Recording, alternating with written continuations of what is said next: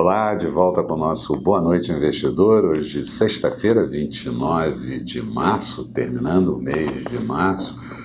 Fazemos um resumo sexta-feira dos principais fatos na economia local, internacional, política, economia, e você encontra maiores dados no texto que acompanha esse vídeo.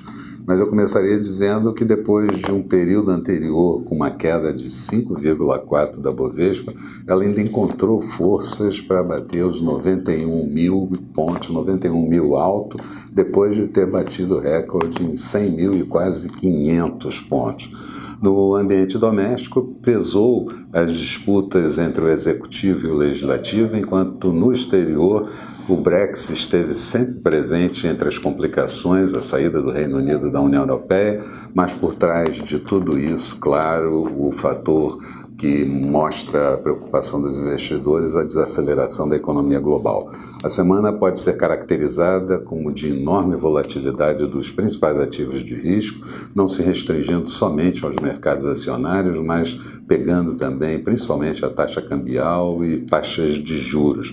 Nos Estados Unidos, porto seguro quando há aversão a risco, houve uma forte corrida, a taxa de juros por lá caiu, o dólar se fortaleceu e também acusamos reflexo nos bundes alemães que tiveram taxa de juros negativo, coisa que não acontecia desde outubro de 2018. Falando de Brexit, a primeira-ministra Theresa May perdeu o controle da situação e o cronograma do Brexit para o parlamento britânico. Theresa May chegou a acenar com uma renúncia precipitada para tentar salvar a terceira votação do acordo firmado com a União Europeia, que foi rejeitado na sexta-feira, último dia da semana, e agora a situação está sobre a mesa, várias opções por acontecer. Vamos saber qual é o mais provável. O mais provável é que tenhamos um Brexit a partir de dia 12 de abril, saindo sem acordo, o que seria muito ruim para a região.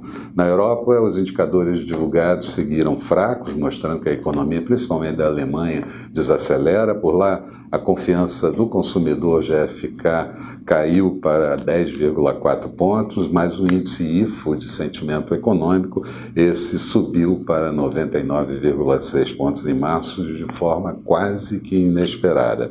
Na França, tivemos a divulgação do PIB do quarto trimestre, uma expansão de 0,3%, e na zona do euro, o índice de sentimento econômico de março caiu para 105,5 pontos, no menor patamar desde outubro de 2016. Ao longo da semana, vários executivos do Banco Central Europeu, inclusive o presidente Mário Draghi, deram declarações sobre existirem ferramentas ainda para serem usadas no que diz respeito ao controle da economia e não sabem precisar exatamente quando os juros negativos, até que ponto levarão os juros negativos. Declarações de dirigentes do Fed foram na mesma direção, Fed que mostra que vai manter a taxa de juros estabilizada, também reduziu as pressões para redução do seu balanço patrimonial e isso traz algumas consequências de liquidez mais favoráveis aos mercados. Só para se ter uma ideia, existem membros do Fed que acreditam que até meados de 2020 não teremos alta de juros por lá.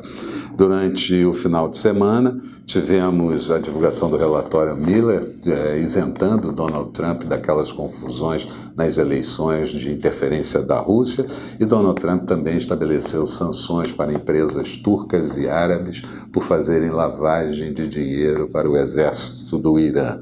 Com relação às negociações entre os Estados Unidos e a China, as negociações parecem ir muito bem, a informação no mercado internacional, todo o noticiário dá conta disso, e Donald Trump se encarrega de ser o porta-voz exatamente disso. Sobre os indicadores nos Estados Unidos, tivemos o saldo da balança comercial americana referente ao mês de janeiro, um déficit de 51,5 bilhões de dólares, e o déficit contra a China caiu, mas caiu para 33,2 bilhões de dólares, o que é certamente muito ainda.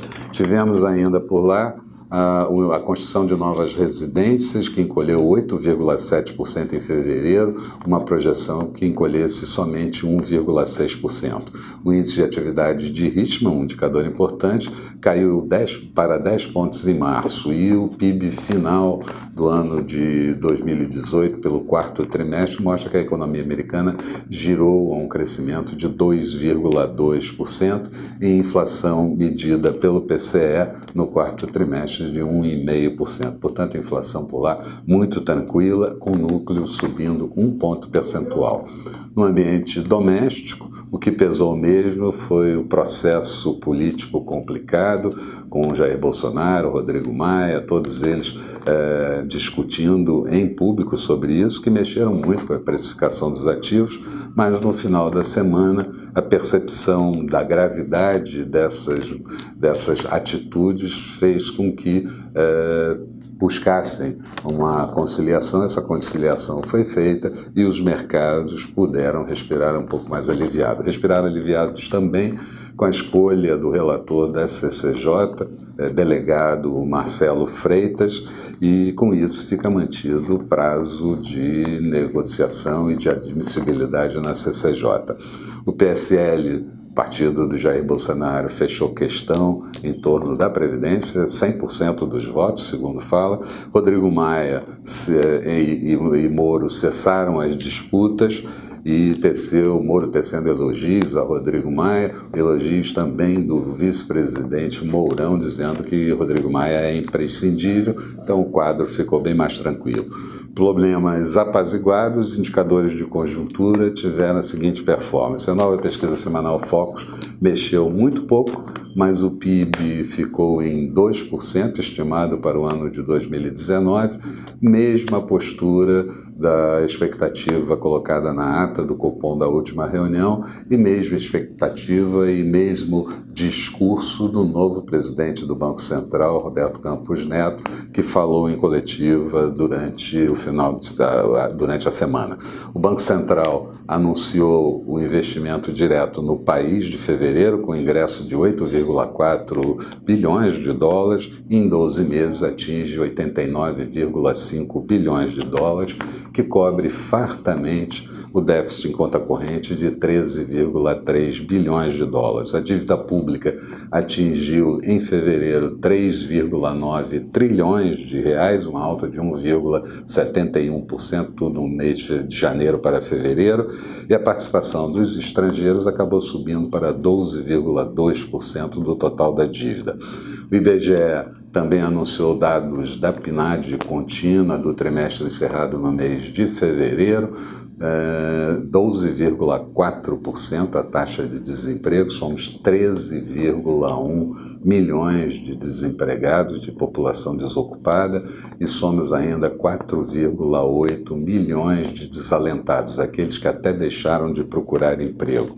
O déficit primário em 12 meses até fevereiro estava em 105 bilhões de dólares, 1,54% do PIB, e a dívida bruta brasileira mostrava 77,4% do PIB, subindo um pouquinho em relação ao mês anterior.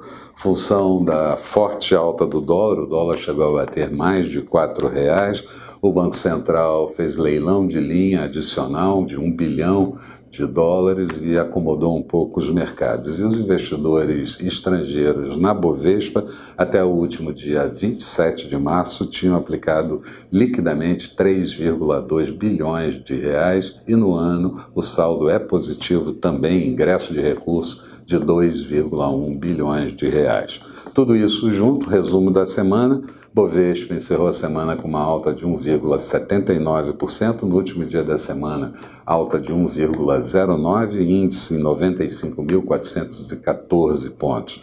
O Dow Jones subiu 1,67% na semana, Nasdaq em alta de 1,14%, dólar na semana valorizando 0,41%, moeda americana fechando a R$ 3,91,6, no dia praticamente estável, queda de 0,01%.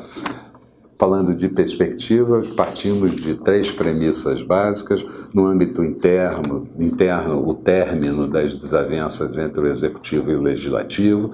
A reforma da Previdência pode tramitar com maior tranquilidade na CCJ.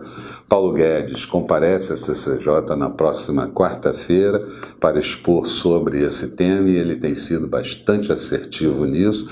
Depois ainda teremos a comissão especial, que precisa escolher ainda o seu relator, até chegar à votação, a primeira votação no plenário da Câmara e depois a segunda e depois passar para o Senado.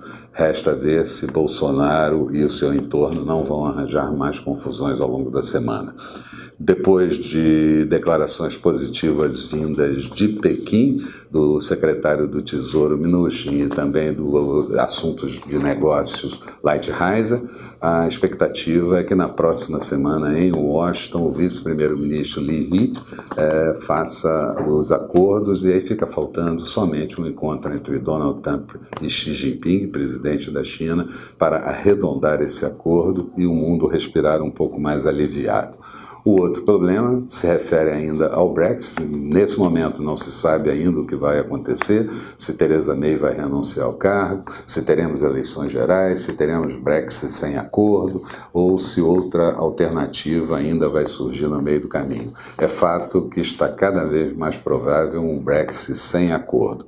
Função disso, somos otimistas com relação ao desempenho dos mercados de risco no mundo e também por aqui, situando que o dólar pode ter algum alívio, as bolsas em alta e juros podem trabalhar repercutindo a elevação da taxa de inflação no curto prazo, mas que não altera a taxa de inflação expectativa para o ano de 2019 e 2020. Nesse contexto, teríamos que buscar mirar em 98.300 pontos do índice, e com isso abrir espaço para galgar patamares ainda maiores. Mas é preciso que não haja recuo nas relações boas até esse momento entre o Executivo e o Legislativo. Eu encerro por aqui. Esses eram os fatos que eu gostaria de colocar. Nós vamos estar de volta na próxima segunda-feira aqui bem cedo com o nosso Bom Dia Investidor. Até lá então, bom fim de semana a todos.